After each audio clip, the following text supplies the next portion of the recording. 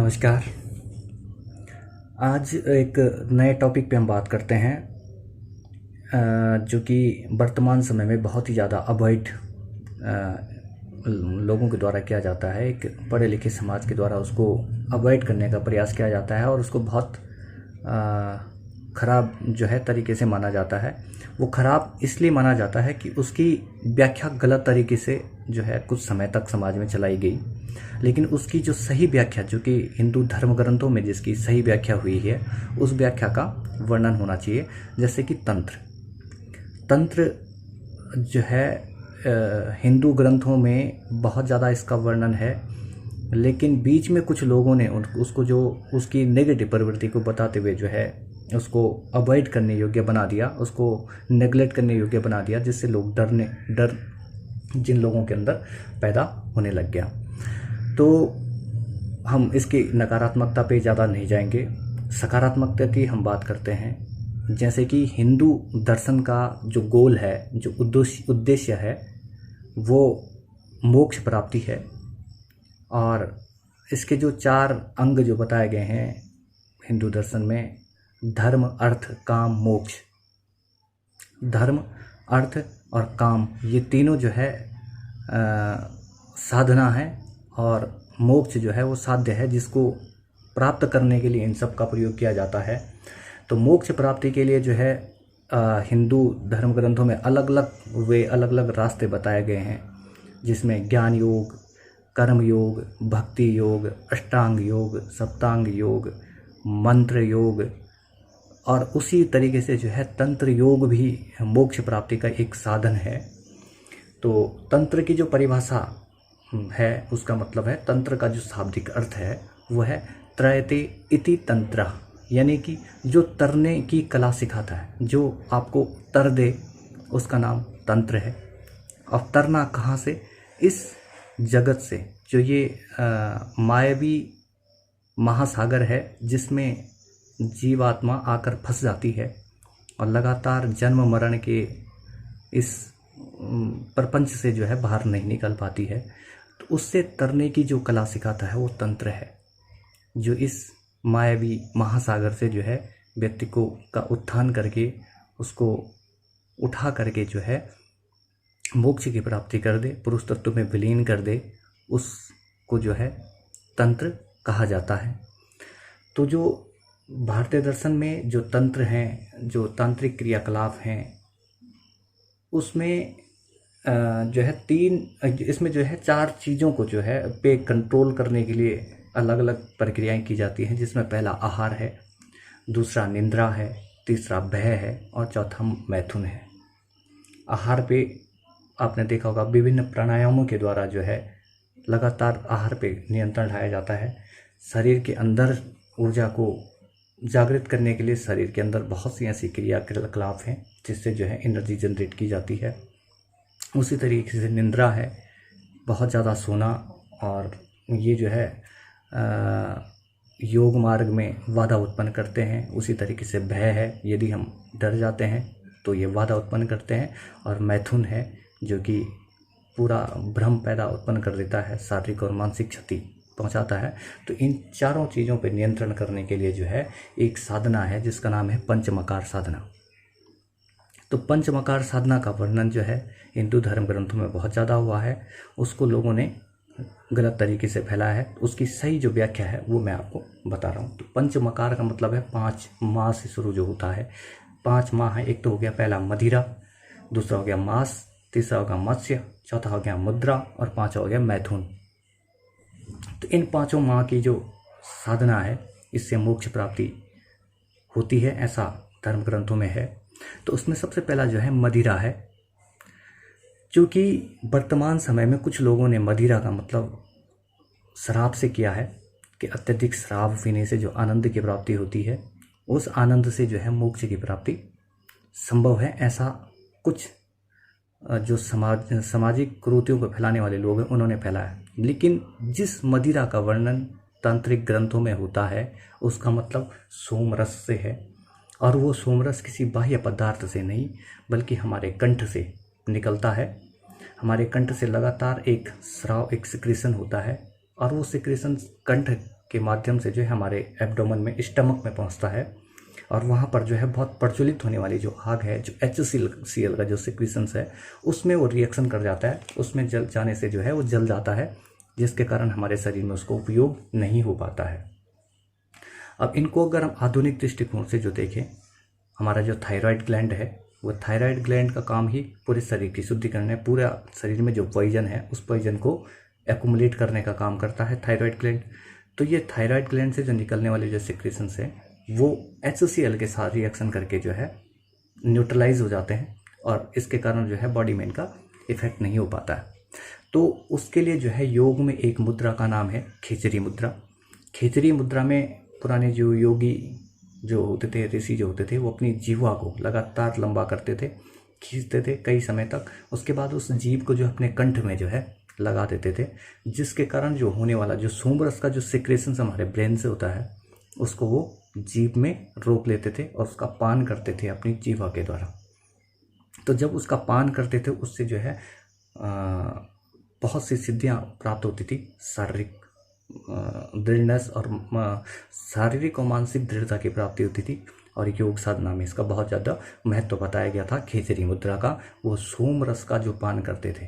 तो जो मदिरा साधना, जो पंचमकार साधना का सबसे पहला स्टेप है मदिरा साधना, तो मदिरा पान का मतलब उस मदिरा से नहीं जो आजकल अल्कोहल के रूप में बाजार में बिक रहा है, बल्कि उस सोमरस से मतलब है जो हमारे ब्रेन से लगातार जिसका सिक्रेशन होता है और एब्डोमेन में वो जाके ख़त्म हो जाता है। तो उसका अगर जीभ के द्वारा, ये बताते हैं कि उसका अगर जीभ के द्वारा पान किया जाए तो पान करने से जो है सिद्धियां प्राप्त होती हैं।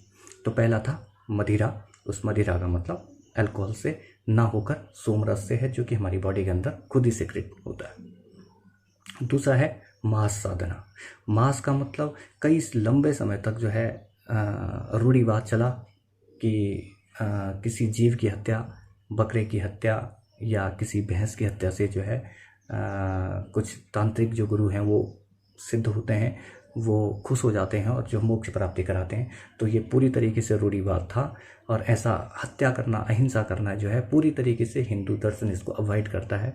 हिंदू दर्शन किसी भी प्रकार से मन, कर्म और वचन से की जाने वाली हिंसा को पूरी तरीके से नकारता है। किसी भी तंत्र में जो है, किसी भी तंत्र मंत्र या किसी भी भारतीय दर्शन के किसी भी ग्रंथ में जो है हत्या को नहीं माना गया है। हत्या करना हमेशा पाप है जो कि नरक की प्राप्ति कराता है।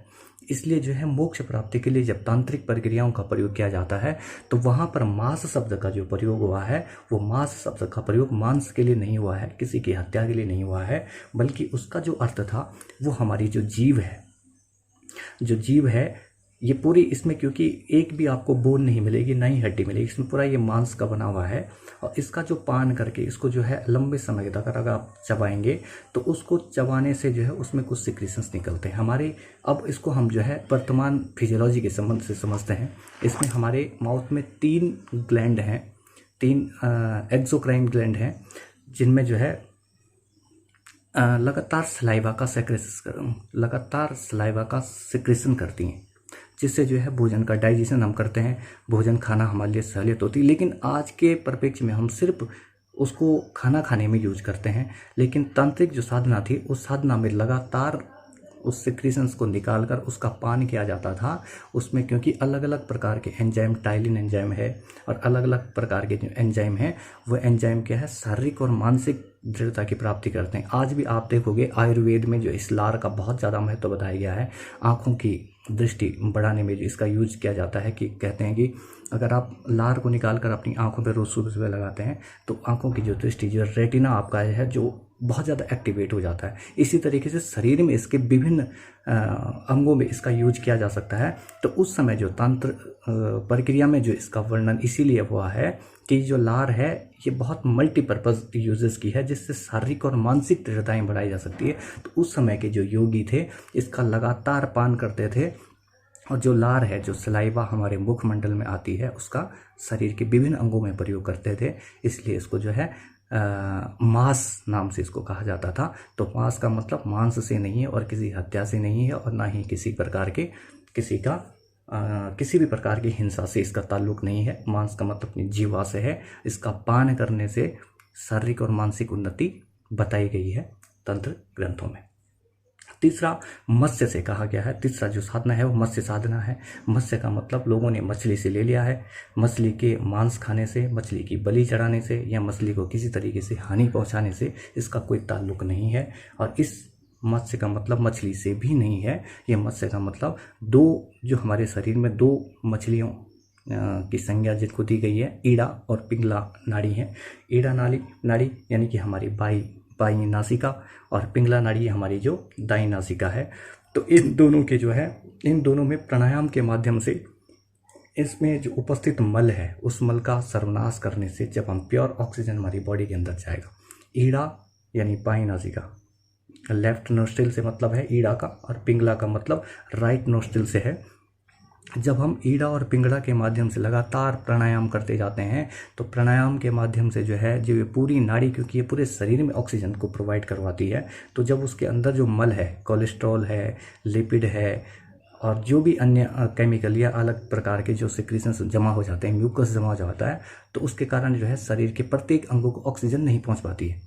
तो ऑक्सीजन कैसे पहुंचे, उसके लिए उसका शुद्धिकरण के लिए जो है प्राणायाम बताया गया है। तो ईड़ा और पिंगला के माध्यम से जो है पूरे शरीर को शुद्धि करके इसको और दृढ़ और सुगम बनाया जाता है योग मार्ग के लिए, साधना मार्ग के लिए। इसलिए इसका जो है मछली के नाम से इसको जाना गया है। तो जो मछली जो एक जीवन है, जो जली एक मछली होती है, उससे इसका कोई ताल्लुक नहीं है, उसकी हत्या से इसका कोई ताल्लुक नहीं है। मैं पहले बता चुका हूँ कि हिंसा और किसी अन्य जीव को हानि पहुँचाना हिंदू दर्शन में पाप बताया गया, नरक का मार्ग बताया गया है।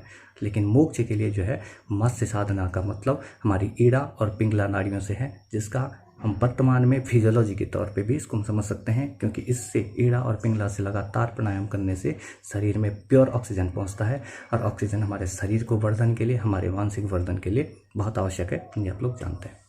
और चौथे प्रकार का जो है मुद्रा है। मुद्रा से मतलब है जो हमारा सहस्त्रार चक्र बताया गया है उसको जागृत करने से है। लगातार प्राणायाम करने से जो है, लगातार प्राणायाम करने से हमारा सहस्त्रार चक्र का उत्तेज जो है स्टिमुलेट होता है, और जिसके कारण पूरे शरीर में दिव्य शक्तियों का प्रवास होने लगता है। तो जो सहस्त्रार चक्र है उससे हम अपने जो ब्रेन में जो उपस्थित हाइपोथैलेमस जो ग्लैंड्स हैं उस ग्लैंड को समझ सकते हैं। लगातार आप प्राणायाम करोगे, प्राणायाम करने से ब्रेन में ऑक्सीजन पहुंचेगा, और ऑक्सीजन पहुंचने से जो है हमारे सेरेब्रम, हमारी बोन्स सेल्स और हमारी जो हाइपोथैलेमस की जो सेल्स हैं वो बहुत अच्छे से काम करेंगी। वहाँ पे जो मल जमा हो गया वो मल निकलेगा, और बहुत ज़्यादा एक्टिवेट ब्रेन की सेल्स होंगी। आपने सुना होगा फिजियोलॉजी में यही बताया जाता है कि जो सबसे कम जो डिवाइड होने वाली जो सेल्स हैं वो ब्रेन की सेल्स हैं, क्योंकि वहाँ तक ऑक्सीजन हम पहुँचा नहीं पाते हैं। प्राणायाम के द्वारा और मुद्रा के द्वारा अगर लगातार हम ब्रेन तक ऑक्सीजन पहुँचाने में सक्षम हुए तो हमारा ब्रेन जो है बहुत अच्छे से काम करेगा, और हमारे जो है जीवन को और सुगम बनाएगा, साधना के लिए हमको सुगमता प्रदान करेगा। तो ये था मुद्रा से मतलब। और अंतिम जो है इसमें मैथुन बताया गया है।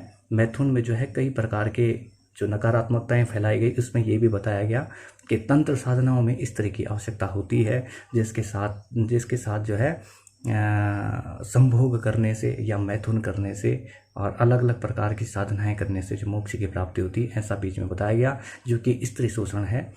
हिंदू दर्शन में ब्रह्मचर्य का बहुत ज़्यादा महत्व है, और उस प्रकार का जो मैथुन और जो बताया गया है वो पूरी तरीके से अवॉइडेबल है। ऐसा किसी भी तंत्र में नहीं है। स्त्री को किसी भी प्रकार से प्रयोग में नहीं लाया जा सकता है, क्योंकि वो भी एक जीवन है और समानता का अधिकार रखती है। उसको भी तंत्र साधनाएं करने का पूरा अधिकार है, उसको भी मोक्ष प्राप्ति का पूरा अधिकार है। इसलिए उसका हम किसी वस्तु की तरह उपयोग नहीं कर सकते हैं। तो मैथुन जो है, मैथुन का मतलब उस मैथुन से, सेक्स से इसका मतलब नहीं है मैथुन का। इसका मतलब है शिव शक्ति के मिलन से मतलब है। शिव और शक्ति का मतलब से बताया गया है कि जो योग ग्रंथ हैं उसमें कुंडली जागरण के माध्यम से जो है शिव शक्ति का मिलन बताया गया है। शिव जो है हमारे ब्रेन में उपस्थित है, हमारे आज्ञा चक्र में जो है हमेशा शक्ति की प्रतीक्षा करते हैं। शक्ति हमारे मूलाधार चक्र में एक नाग के रूप में सोई हुई है। लगातार प्राणायाम के माध्यम से हम उस कुंडली का जागरण करते हैं, जो शक्ति के रूप में लगातार जो है सत चक्रों का वेदन करते हुए आज्ञा चक्र में पहुंचती है, और आज्ञा चक्र में पहुंचकर वो क्या करती है, शिव से मिलन करती है और शिव से मिलन करके वो लगातार जो है पूरी शरीर में जो है मूवमेंट कर सकते हैं।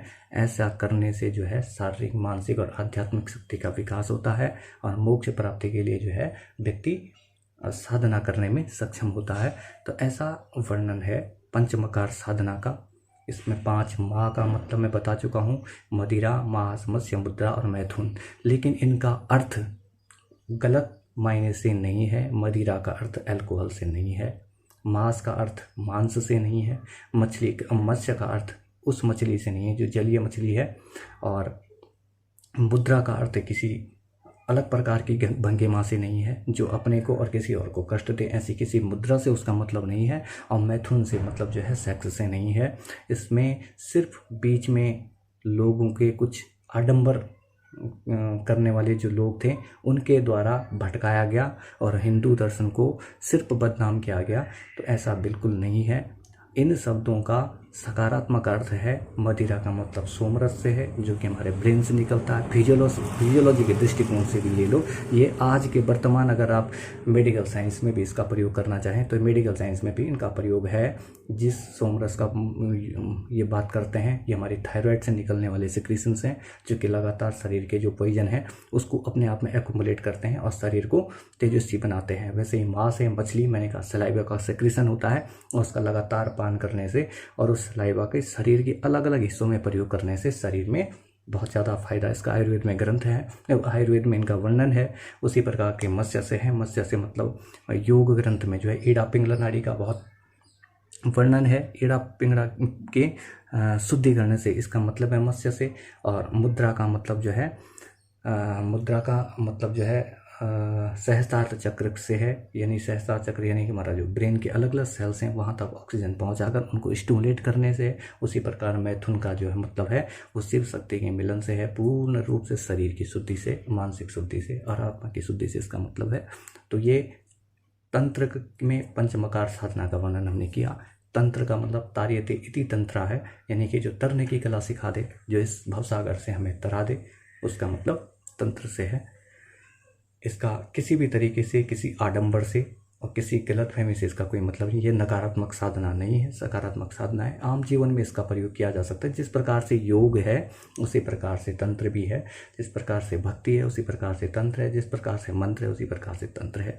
किसी प्रकार का नकारात्मक अगर वर्णन किसी ग्रंथ में हुआ है तो उसको अवॉइड करने की ज़रूरत है और नए तरीके से उसकी व्याख्या करने की ज़रूरत है। वर्तमान समय से सकारात्मक दृष्टिकोण से उसकी व्याख्या करने की आवश्यकता है, क्योंकि हिंदू दर्शन में किसी भी प्रकार का जिससे या क्योंकि वसुदेव कुटुंबकम की व्याख्या जहाँ पर भी विखंडित हो रही हो, जहाँ पर भी हम किसी भी जीवन को हानि पहुँचाने की बात कर रहे हों, वहाँ पर आप लोग निश्चित रूप से समझ लीजिए इसकी व्याख्या गलत हुई है।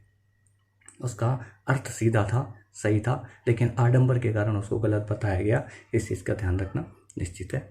फिर अगले किसी टॉपिक पे बात करेंगे। Thank you.